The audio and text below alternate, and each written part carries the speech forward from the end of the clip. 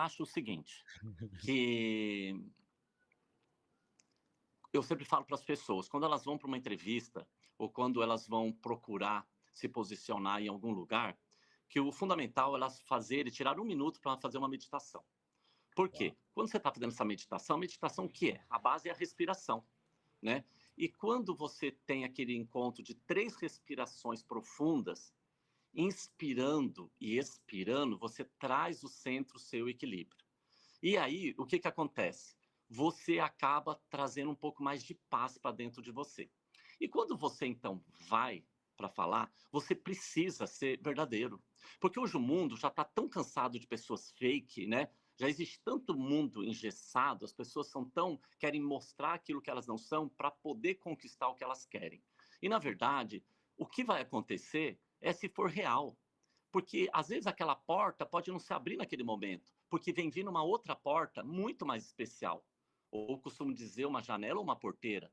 O importante que eu acho é a gente ser verdadeiro. Então, a dica que eu dou, em primeiro lugar, é você meditar 1 minutinho. Aonde quer que você esteja, vai no banheiro, medita antes de entrar. Você vai trazer esse equilíbrio e essa luz para dentro de você. E quando você começar a conversar, lógico, a voz, o posicionamento do aperto de mão, sabe? Quantas vezes a gente segurou numa mão de uma pessoa frouxa, sabe? Parece que a pessoa não está nem aí. O quanto isso quer dizer sobre a pessoa, né? Tudo hoje em dia a gente ilustra através da forma com que a pessoa se apresenta ou com a forma com que ela fala, com que ela toca, as ações dela. Eu fiz um pouco de neurociência, neurocomunicação e marketing, e lá a gente teve um pouco aula de comportamento, né? Então, quantas falas o próprio corpo mostra através das suas atitudes, das suas ações. Então, o que a gente tem que ser o máximo possível natural, porque você não passa nervoso, você não passa ansiedade, sabe? Você vai ser uma pessoa que está mostrando quem você é na sua essência, independente se você está na... Para mim a conexão caiu um pouquinho. Tá tudo bem para Para mim vocês? travou. Travou. Travou um O pouquinho. primo travou, talvez ele tá passando dificuldade É, acho com que a internet, a né. internet. É. Eu vou aproveitar, Grácia, se ele voltar a gente acho que ele caiu a conexão. Tem uma pergunta no chat, o Lex mandou uma dúvida para a Grácia. Como estar de acordo com a ocasião e ainda assim ter um estilo pessoal que reflete O que você acha, Grácia? quem você é? Opa, voltou, primo. Caiu a tua conexão. Uhum. Tá me ouvindo bem, primo? Tá vendo a Tô gente? sim. Perfeito. Vocês, os meninos não. Tá. Pode concluir a pergunta, Gabi. O que eu acho? A pergunta para você foi assim, ó, como estar de acordo com a ocasião e ainda assim ter um estilo pessoal que reflete quem você é? Excelente pergunta. Bom, como estar de acordo com a ocasião? A primeira coisa é a gente pesquisar, é perguntar.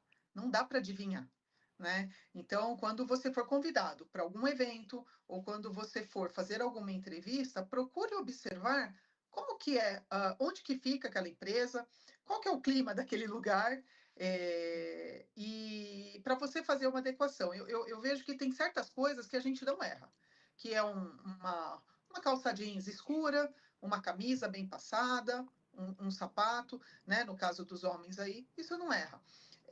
Agora, é importante a gente entender como que o ambiente se comporta para eu modelar, para eu observar e trazer isso para mim. Não é adivinhando.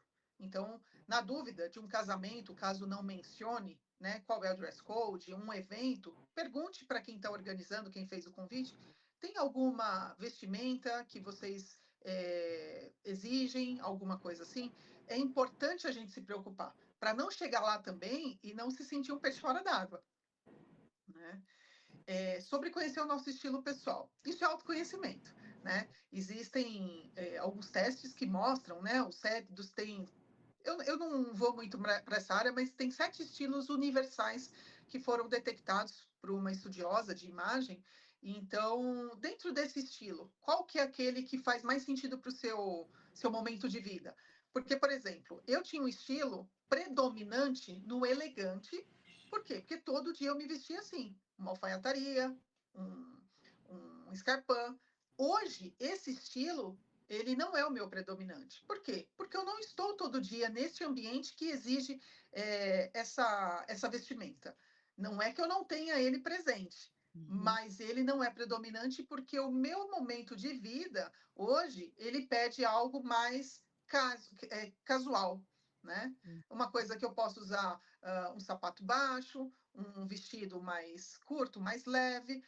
Eu acho que a pandemia trouxe várias lições para a gente em relação à moda confortável. O pessoal trabalhando em casa aprendeu a utilizar coisas mais confortáveis, né? A questão que eu gostaria de trazer é que esta mentalidade do confortável a gente não pode confundir com um desleixo.